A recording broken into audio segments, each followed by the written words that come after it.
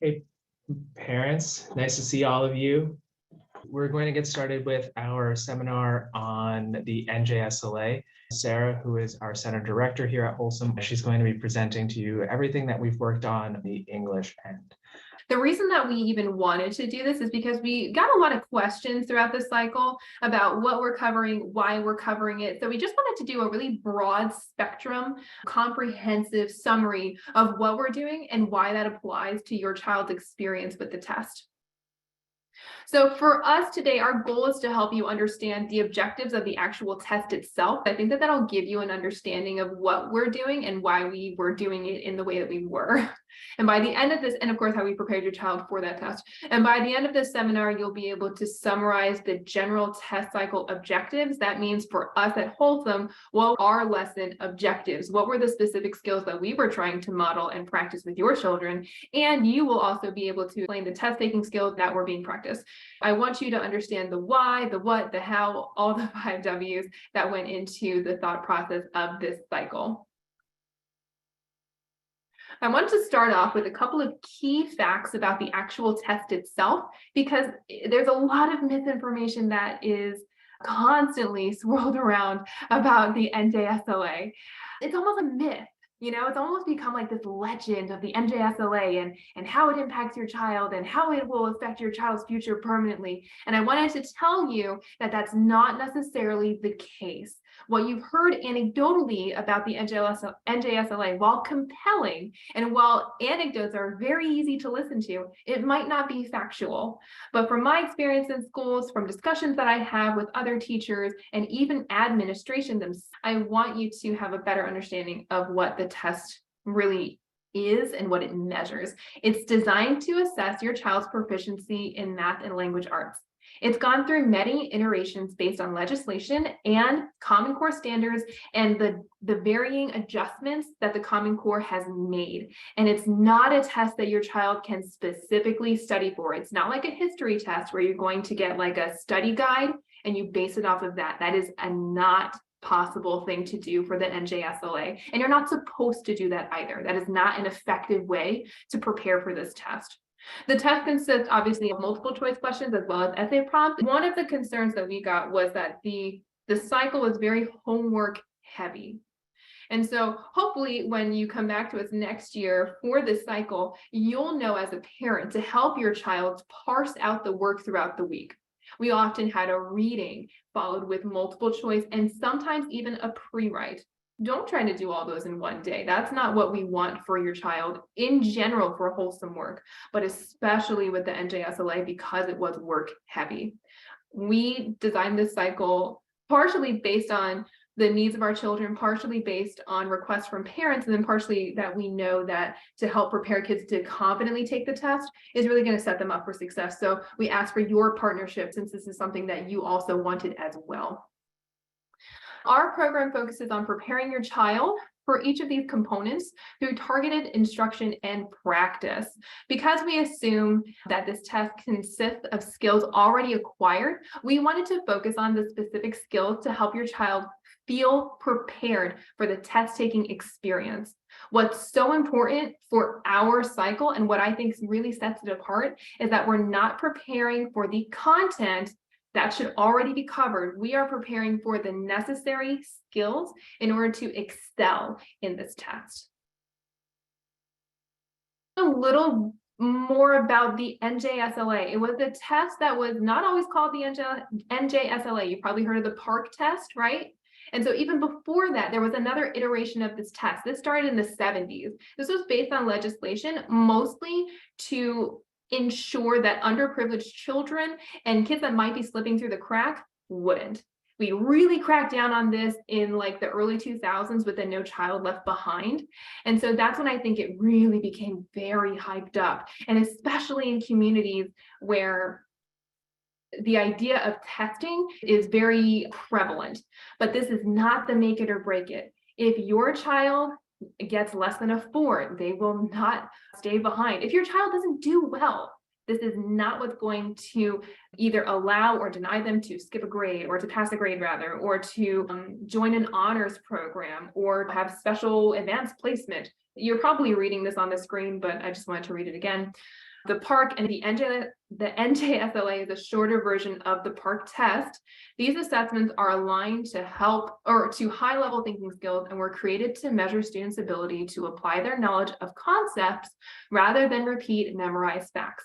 That is huge. I love that sentence. This is taken from the actual government website. And so this test assesses knowledge of concepts, not facts.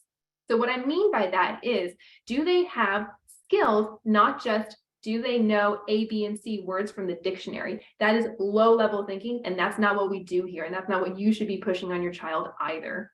The assessments require students to solve problems using mathematical reasoning and to be able to model mathematical principles. But in ELA, the students are required to read closely multiple passages and to write essay responses in literary analysis, research tasks, and narrative tasks. Again, these are higher order thinking skills than simply a mere regurgitation of facts. That's not what we focus on, and I highly recommend that that's not what you impress on your child either. This assessment also provides teachers and parents with information on student progress to inform instruction and provide targeted student support. That's also really critical. These tests are meant to help give teachers and you a perspective on how your child is doing. It is not the make it or break it, like I said. It is to provide targeted support so that we understand for next year as teachers, hey, you know what, maybe this class didn't quite understand this concept in math, or maybe they're faltering a little bit in their reading comprehension of informative text.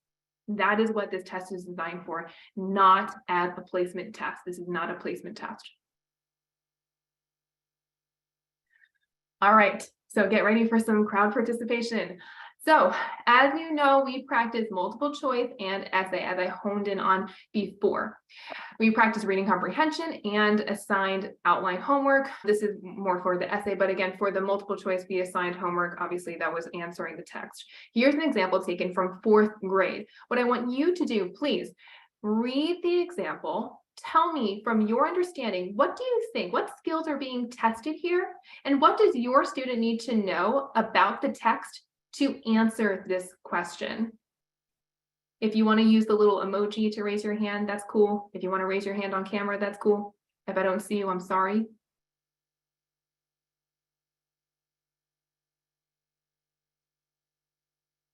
So what skills are being tested? What does your child need to know to answer this question? Comprehension. What your child needs to learn is how to provide an objective summary. They have to specifically map out the plot points of the story and provide textual evidence to support that idea, right? So when you're at the 4th grade level, you're looking for what is there, what is concretely there, right? Let's look at an example of an essay from a 7th grader. This is an example of a timed essay. Read the prompt for me. Tell me from your summary what you can ascertain from this prompt. What should this essay primarily be about? What does the student need to write in order to answer this prompt?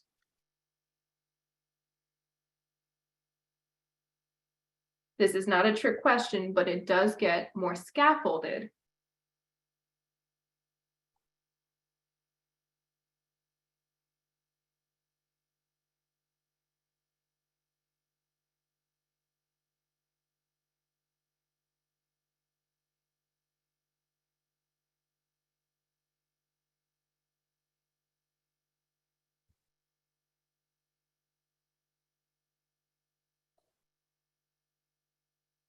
So what I'm asking for is what information has to be included in this essay in order to succeed in answering it, to truly answer the prompt. You need, as a student, to ascertain or assess, we call it analyze, how these sources use those 3 aspects, the explanations, the examples, and descriptions, to accomplish their purpose. So you have to think about, what is this essay about? Summary. What is the textual evidence inside of it? Patterns. What is the purpose of this essay? Conclusions, and evaluate how all 3 of them accomplish that purpose. Again, this is a 7th grade essay, so it's naturally higher order thinking. But again, that is a multi-step process. And to even look at the prompt, to assess for yourself as a student reading it, I need to perform all those 3 actions in order to actually answer the prompt, that's not something that just comes naturally. That's something that has to be taught to a student. I think that we're all pretty bright adults here, but we still have to sit around and brainstorm, what is this actually asking me to do? How do I really accomplish that? We want your child to be able to do that in their sleep. And so those are the skills that we focused on, because again, you can't study for the test, but you can definitely practice those skills in order to quickly, efficiently, and effectively answer these questions. So why did we focus on these? I know I just talked about this. These exercises were designed to teach your child skimming skills, such as identifying the main idea, identifying those supporting details. We talked about essay writing skills, things like time management and connecting the pre-write to their work. Now, note about the pre-write. Your child will not have the advantage of seeing the prompt in advance, be able to outline it, have a week to mull it over and digest it, and then have an hour and a half to write the essay. That's why I really want them to use the same type of outline every single week so that this becomes habitual. When this practice becomes habitual, they're able to do it in a shorter amount of time and faster. So say that they have an hour to read, write, edit. Okay, skim. Take like 10 minutes to skim. Take 5 to 10 minutes to outline. Build your essay. And if you have 5 to 10 minutes at the end, review it really quickly to see if you actually hit the points that you know that you're supposed to hit. Those were skills that I want them to learn. You know how our outlines look very similar throughout week to week? There's a design behind that. There's a reason for that. I want your children to become hyper familiar with that type of outline so that it's a natural skill, it's a reflex. To repeat, your child cannot study for content for this test, but they can equip themselves to utilize their time wisely, recall information under pressure, and become more practiced in utilizing that information from the text to properly answer questions. You've probably heard this before from your child. You've probably even gotten an email about the NJSLA. It might be from the principal, and they're telling you not to stress about the NJSLA. I'm telling you that too. Don't stress about the NJSLA. That's not what it's for. It's to help your child's teacher and future teacher ascertain the needs of the students. And it is not for placement. That's why your child cannot study for it. These are content skills developed not just in this year. That's also something really important to remember. Education is scaffolded. That means, much like a house, every skill is built on top of the next. You cannot expect yourself as a parent to help your child remember everything that they've learned from the first grade, right? Obviously, they can't either, but the skills that they have, that's what's going to equip them. Here are some of the skills that were practiced that you can encourage your child to continue using. Skimming for key vocabulary, previewing questions for an intentional and quick reading time, taking notes and making annotations, so things like highlighting key information to help you remember what the text was about. Some kids do not have the privilege of having a written test. Some of them just take it on a computer, but they're typically given some kind of note paper. And so some kind of notes that you can remember what the main idea was. Using those notes to find textual evidence that supports their answer, whether it be multiple choice or essays themselves. Eliminating the wrong answer. One of the things I tell students all the time is that there are 2 easy throwaway answers. There's always going to be 2 answers that just don't make sense. Cross those out immediately. Don't waste time on them. And then from the following 2, look to see which answer answers the question most holistically. They're both going to be right-ish, but one will be significantly more right than the other one.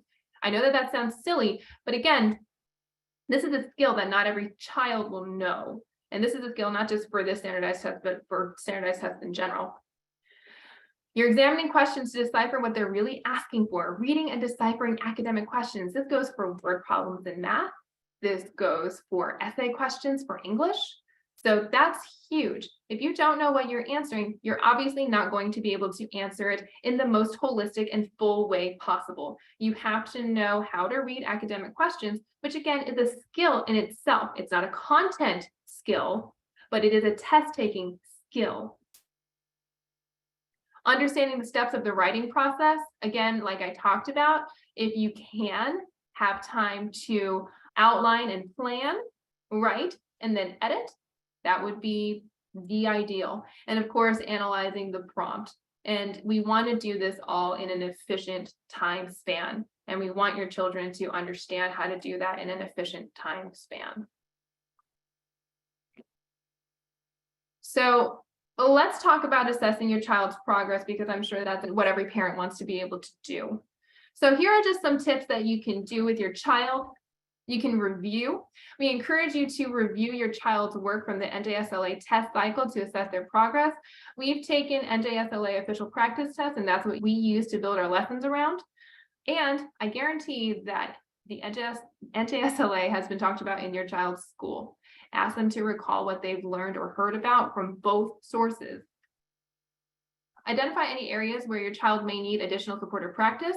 While the NJSLA is a one-time test, and I must repeat, this is a one-time test, the skills assessed within this test are ones that your child needs to hone in order to achieve consistent academic success. There is a lot of emphasis just put on this one singular event. Like it's a long event and it's tedious, but it is still a singular and fairly minuscule part of your child's academic experience. But the skills and the content, that's what you need to take away from this. If they do come home and say, hey, I don't really feel like my word problem skills for math are up to par with where they need to be.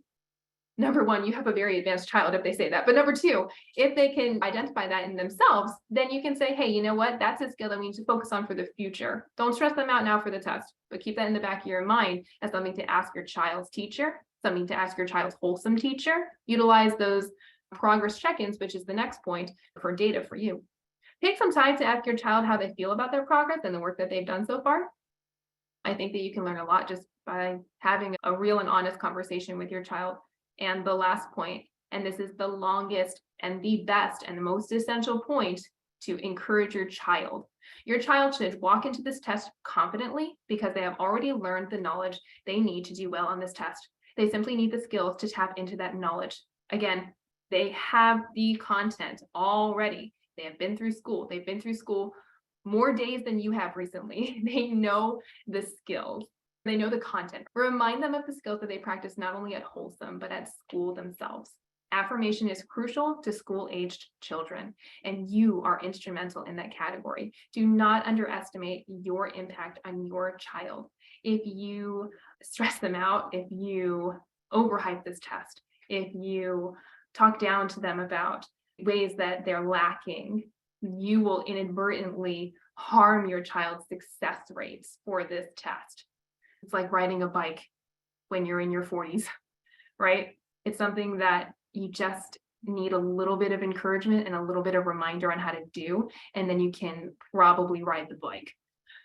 Another thing that I really wanted to say is that you might not notice immediately how your words affect your child.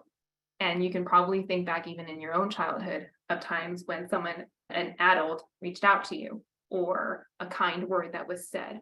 But also you probably know that the negative words have a lasting impact as well. And so I encourage you to encourage your children, because I think that's what we as parents are really here for. My parents always strive to be my number one cheerleader. I want to emulate that for my children, and I hope that you do as well. So here are some ways you can tangibly help your child. Like I said, encourage them, but also encourage them to read regularly and provide opportunities to practice their writing skills. So for those of you who were at the in-person seminar, it was as simple as talk about a challenge that you faced.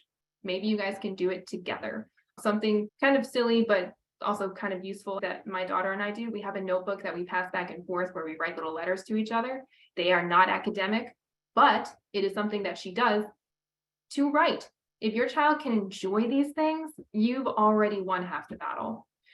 Help your child review their homework and classwork and provide additional support if needed. As a parent, this is one that I dread. I hate doing this. I find it tedious, and I'm a teacher. So I'm not saying that this is fun, but it is helpful to see your child work, for you to know what's going on, and for them to see that you're supporting them. And then encourage your child to ask questions and seek help when they need it. Because a lot of your children probably have started the NJSLA, they might not be able to ask questions specifically, maybe. Some of you might be starting later and still have that time. But again, I don't just mean about the NJSLA specifically. I really do mean about the content skills that they feel like they're weak on, because that's what's going to carry them in the next year for success, and then following and following and following. Don't let them feel behind now, because that's a slippery slope for the future. And then when you encourage your children to ask questions, you teach them to advocate for themselves. One of my mentors, when I was first starting teaching, this was her whole shtick, that students need to be advocates of their own academic success, and you model that for their benefit. And so teach your children to do that, and they gain independence and they gain that responsibility.